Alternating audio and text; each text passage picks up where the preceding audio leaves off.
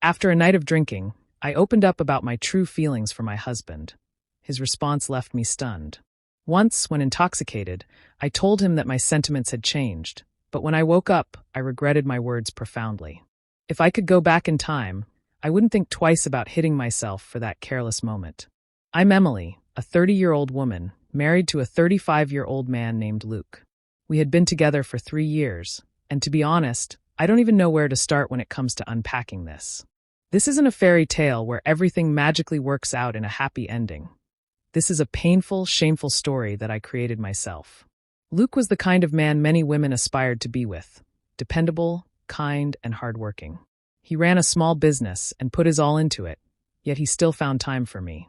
I initially loved his simplicity and unwavering nature. He made me feel safe and loved.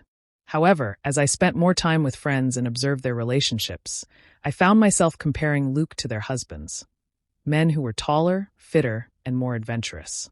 What began as a small doubt in my heart grew with every brunch conversation and every seemingly perfect couple. Luke remembered my coffee preferences without being asked and stayed up late to help me with tasks I didn't even realize I needed help with. But on social media, I scrolled past images of so-called ideal relationships, and I couldn't help but feel conflicted.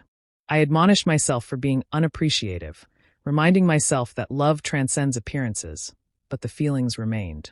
I felt stuck in a vicious cycle of self-doubt and insecurity, wondering if I was even worthy of the love Luke so freely gave me. Then came the fateful night that changed everything. It was an ordinary girl's night out, full of drinks and laughter, and I lost track of my boundaries. What started with 1 drink turned into 3 or 4, and soon I was drowning in alcohol, self-pity, and a troubling sense of resentment. By the time I made it home, I could barely keep my composure. Luke, being the kind man he was, had stayed up to make sure I was safe. But instead of feeling appreciated or grateful, I looked him in the eye and said the most hurtful thing I could think of. "I'm not even attracted to you anymore." 6 cruel words left my mouth with no warning, no justification, and the effect was instant. The next morning, I woke up with a pounding headache and a sick feeling in my stomach. I couldn't remember much from the night before, until I saw Luke sitting on the edge of the bed, staring at the floor with a look of complete despair.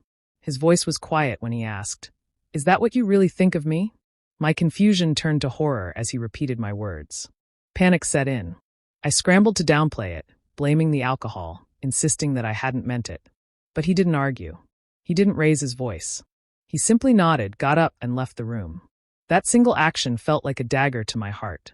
In the days that followed, I realized our relationship was broken in a way that might never be fixed. Luke wasn't cruel. He wasn't angry, but he became distant. He stopped messaging me during the day, stopped checking in. The silence was the harshest punishment of all, a constant reminder of the damage I had done. Desperate to fix things, I tried everything. Despite my poor cooking skills, I made his favorite meals. I left sweet notes in his lunch, reminiscing about the early days of our marriage. One night, I even tried to initiate intimacy, hoping it would bridge the growing chasm between us. But each time, he just gave me a tired, sad look and said, "Not tonight, Emily. Maybe another time." Instead of confronting the mess I had created, I chose to escape. One Friday night, feeling suffocated by guilt and silence, I went out again, convincing myself I just needed to clear my head. But deep down, I was looking for an escape from my reality. That's when I met him. A confident, charismatic man, the complete opposite of Luke. He sat next to me at the bar and said, "You look like you've had a long day." I should have walked away, but I didn't. I let him talk to me. I let his attention make me feel wanted. And before I knew it, I let him kiss me. The moment our lips met, a sickening jolt coursed through me, like I had just stepped off a cliff. And then I saw him, Luke, sitting in his car, watching. He didn't get out. He didn't react. He simply rolled up his window and drove away. At that moment, I knew I had lost him. The next morning, I woke up filled with desperate hope. Maybe he would come back. Maybe we could fix this. But when I walked into the kitchen, he was already there. His voice was calm but firm. "You made it clear last night that you don't respect me or our marriage." I begged. I pleaded. I insisted it meant nothing. But he only shook his head, his expression pained but resolute. "I need some time to think," he said. And then he packed his bags and left. That was 6 months ago.